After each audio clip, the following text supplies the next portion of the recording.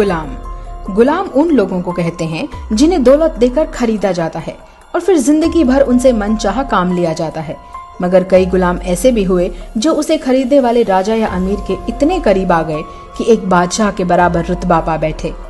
आज हम ऐसे ही कुछ गुलामों के बारे में जानेंगे जो अपने मालिक की मेहरबानी की बदौलत जर्रे से आसमान तक पहुंच गए।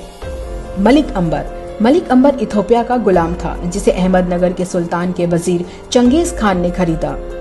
मलिक अंबर की वफादारी से चंगेज खान इतना खुश हुआ कि उसने मलिक अंबर को वो सब कुछ दिया जो एक सल्तनत के वारिस को मिलता है। बाद में अंबर मलिक मुगलों की नजर में आया और मुगलों ने उसे अपना जनरल तक बना दिया। कुतुबुद्दीन ऐबक मोहम्मद गौरी द्वारा खरीदा गया गुलाम था। कुतुबुद्दीन की कुत्तों से भी ज्यादा वफादारी के कारण गौरी ने पहले इसे अपना सैन्य सहायक बनाया और फिर दिल्ली का सुल्तान तक बना डाला। गुलाम वंश की नींव कुतुबुद्दीन ने ही डाली। दिल्ली के कुतुब मीनार का नाम इसी से है।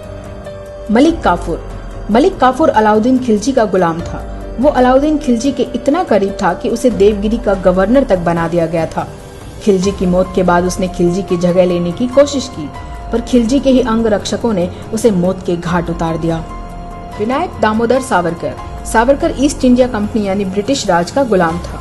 1911 में उसे अंडमान की कुख्यात जेल में डाल दिया गया।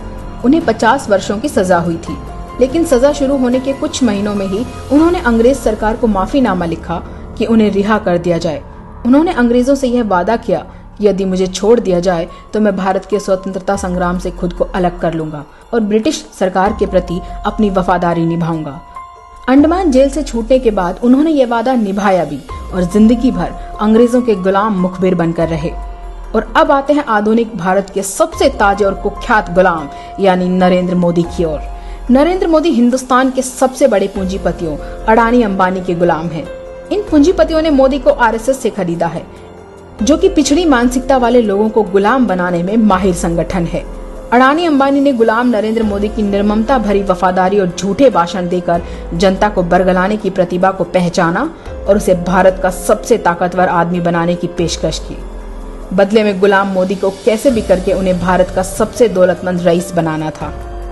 गुलाम मोदी को नए भारत का अवतार पुरुष बनाने के लिए प्रिंट, टीवी और सोशल मीडिया पर करोड़ों अरबों रुपए पानी की तरह बहाए गए।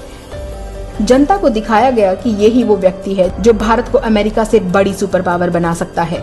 नतीजतन इन पूंजीपतियों ने अपने धन बल से अपने गुलाम मोदी को पहले तो गुजरात का सीएम बनाया और फिर भारत का पीएम तक बनवा दिया।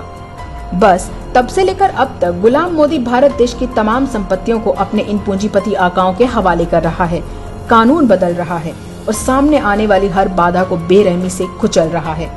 तो अब आप समझ ही गए होंगे कि देश क्यों बर्बाद हो रहा है, हम फिर से गुलामी के दलदल की ओर क्यों धकेले जा रहे हैं, क्यों देश की हर संपत्ति बेची जा रही है, क्योंकि देश पर एक राष्ट्रभक्त नहीं एक गुलाम राज कर रहा है।